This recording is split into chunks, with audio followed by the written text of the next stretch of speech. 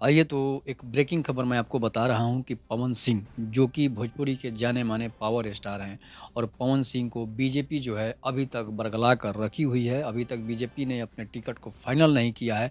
उसके बाद एनडीए की सरकार जो है एनडीए की सरकार ने अभी बिहार में जो है सीटों का बँटवारा अभी फाइनल नहीं किया है। सिर्फ़ इतना ही किया है कि 17 सीट जो है वो बीजेपी लड़ेगी, 16 सीट जो है वो नीतीश कुमार लड़ेंगे। इसके बाद 6 सीट जो है 5 सीट जो है चिराग पासवान को मिला है, 1 सीट मांझी को मिला है और 1 सीट उपेंद्र कुशवाहा को मिला है। इस पर उपेंद्र कुशवाहा ने अपनी नाराज़गी भी ज़ाहिर की है कि बिहार में एनडीए के साथ जो है गलत हो रहा है और हम छोटी पार्टियों के साथ गलत हो रहा है।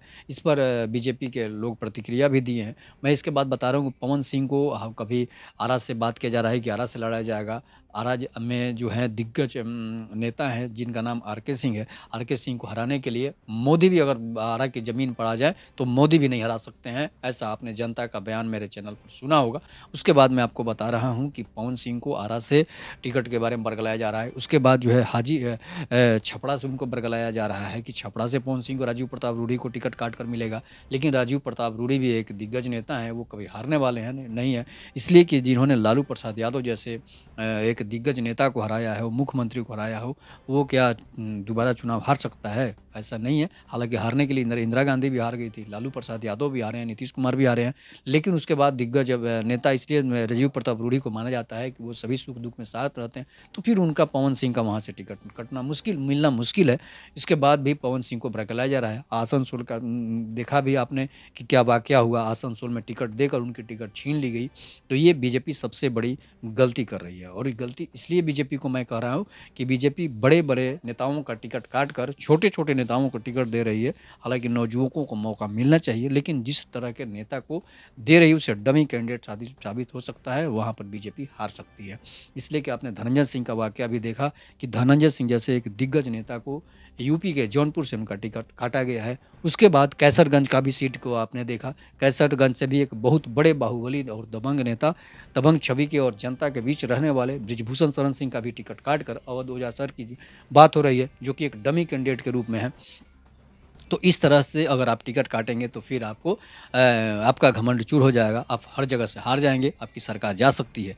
तो इसलिए ऐसे और वही समाजवादी पार्टी बृजभूषण सिंह को, धनंजय सिंह को अगर टिकट देती है, तो ये दोनों सीट जो है समाजवादी पार्टी के खाते में जा सकता है। तो ये बहुत बड़ी गलती कहीं-कहीं बीजेपी कर रही है और पवन सिंह का जब मामला आता है तो पवन सिंह को सिर्फ़ इसलिए बरगलाया जा रहा है कि पवन सिंह को टिकट नहीं मिलने वाला है। मैं इसलिए बता रहा हूँ कि सूत्रों के हवाले से कहिए या फिर बीजेपी के लोगों के हवाले से कहिए, ये सूत्र से खबर आ रही है कि पवन सिंह को टिकट कहीं से मिलने वाला नहीं है। पवन सिंह को सिर्फ़ बरगलाया जा रहा है, उनके नाम पर वोट माँगा जाएगा, उनको स्टार प्रचारक में रखा जाएगा, लेकिन अभी उनको टिकट बीजेपी देने के मूड में नहीं है।